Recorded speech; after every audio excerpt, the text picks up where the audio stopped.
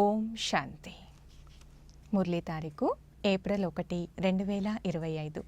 బాబా యొక్క సాకార మహావాక్యాల సారాన్ని విందాం.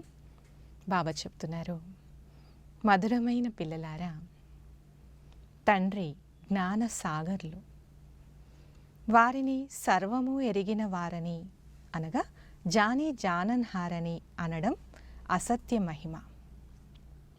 తండ్రి మిమ్మల్ని పతితుల నుండి పావనంగా చేసేందుకే వస్తారు. ప్రశ్న: తండ్రితో పాటు అందరికంటే అధిక మహిమ ఇంకెవరికి ఉంది? ఎందుకు? జవాబు: 1వ పాయింట్. తండ్రితో పాటు భారతదేశానికి కూడా చాలా మహిమ ఉంది. భారతదేశమే అవినాశీ ఖండం. భారతదేశమే స్వర్గంగా అవుతుంది.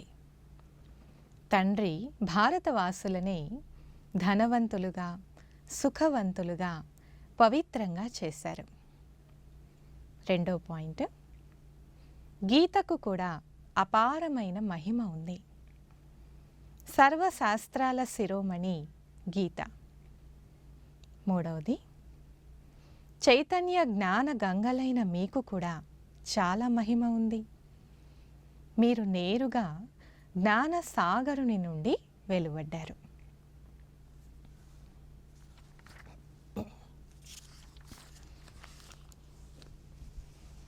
అచ్చా, మధురాతి మధురమైన అపురూపమైన పిల్లలకు మాతాపిత బాప్దాదల ప్రియ స్మృతులు మరియు గుడ్ మార్నింగ్.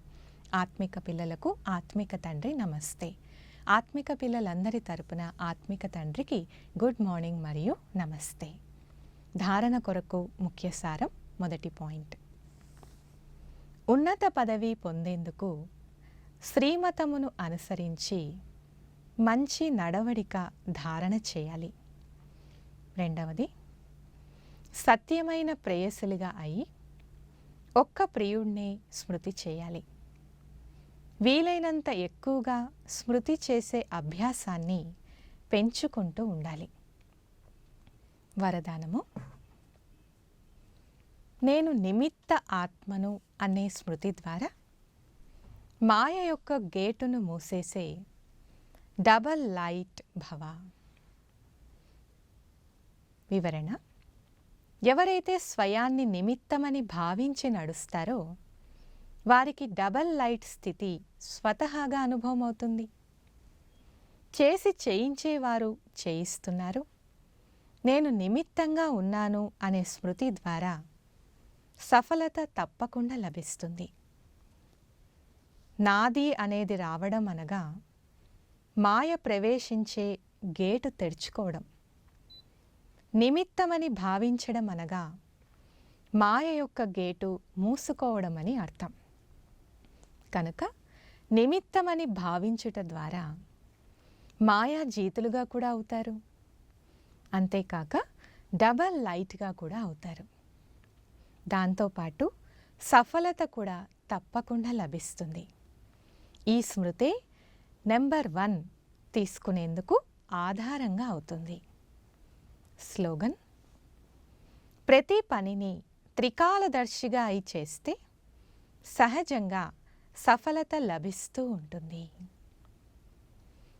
అవ్యక్త సూచన: కంబైన్డ్ రూపం యొక్క స్మృతి ద్వారా సదా విజయులుగా అవ్వండి. శివశక్తి యొక్క అర్థమే కంబైన్డ్. తండ్రి మరియు మీరు ఇరువురిని కలిపి శివశక్తి అని అంటారు. కనుక ఎవరైతే కంబైన్డ్గా ఉంటారో వారిని ఎవ్వరూ వేరు చేయలేరు. మేము కంబైన్డ్గా ఉండేందుకు అధికారిగా అయ్యామని గుర్తుంచుకోండి. ఇంతకుముందు వెతికేవారిగా ఉండేవాళ్ళం, కానీ ఇప్పుడు జతలో ఉండేవారమనే నష సదా ఉండాలి. అచ్చా, ఓం శాంతి.